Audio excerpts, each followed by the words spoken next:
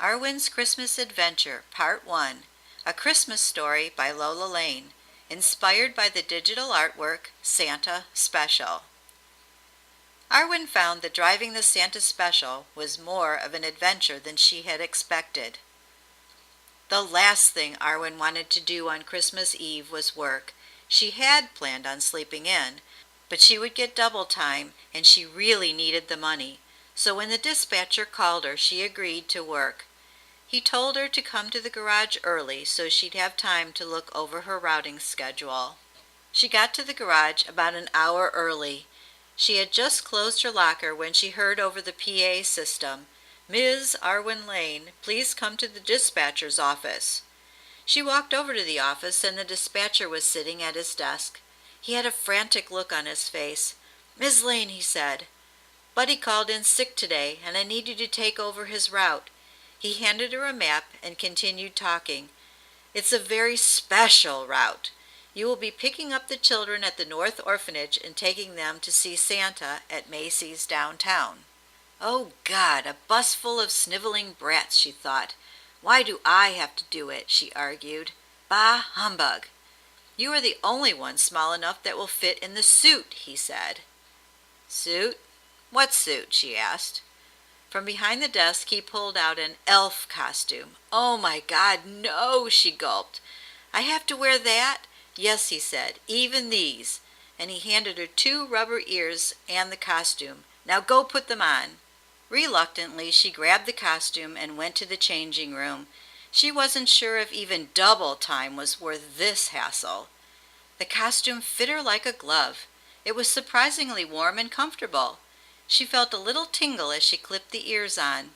The shoes jingled as she walked over the door of the dressing room. Slowly she opened the door and peered out to see if anyone was looking. If the other drivers saw her, she'd be the laughingstock of the garage. She made it to the dispatcher's office when she heard a familiar voice behind her. "Hey, look at everyone! It's Miss Elf Lane! Ha, ha, ha, ha, ha!" The whole garage was in an uproar. Quickly she closed the door behind her. Still grumbling, she sat in the chair in front of the dispatcher. "Fine, you look fine," he said. "Now here are the keys to the Santa Special." "Santa Special?" "Yes, this is the special bus for the children at Christmas time." She had never heard of this bus. "It has been all cleaned and checked. You don't need to do your safety inspection. Just take 180 north to 8 north till it ends. The orphanage is right at the end. It will take you an hour or so to get there. At least," he said. "Take your time. You have the whole day for the trip. All the information is in this envelope." He handed her the map and an envelope. "Open it on the bus. You need to leave now." He got up from the desk and motioned for her to follow him. Jingle, jingle, jingle. She tried hard not to have the shoes jingle as she walked, but the harder she tried not to make them jingle, the louder they seemed to get. The whole garage was in an uproar as she followed the dispatcher. She crouched down smaller and smaller, thinking that if she was small no one would see her, but the laughing just echoed off the walls. The dispatcher took her down a hallway. She'd never seen this part of the garage before. She didn't remember this hallway either. They stopped in front of a red door. As the dispatcher opened the door, it let out a little ring, and when it opened, they stood in front of a giant, shiny yellow bus. Santa Special was written in red lettering on the side. She walked around the bus. Someone had already started it for her. She could smell the exhaust. Was it exhaust? It smelled like peppermint. Quite pleasant. She walked around to the door. It was open. The dispatcher helped her up, muttered a few words, and he was off. "Fa la la la la la la la la" rang out as she entered the bus. The radio was on. Christmas carols. Bah, humbug. She put her lunch down beside the chair. The music would not do.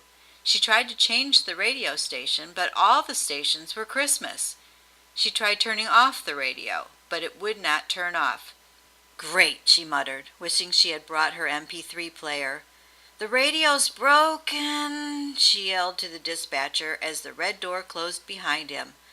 "Well, at least I can turn it down," she said as she turned the knob. The smell of chocolate greeted her nose. Looking to her left, she saw a steaming cup of hot chocolate sitting on a hot pad. Had the dispatcher left it for her? She took a sip. It was sweet, but not too sweet. Hot, but not too hot. Full of whipped cream, but not too much whipped cream. It was rather just right. This may not be such a bad trip after all, she thought to herself. Maybe the little brats will sleep the whole time.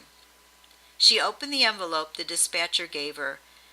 It said she was to meet a Miss C. Loss, who would be waiting for her with the children at the orphanage.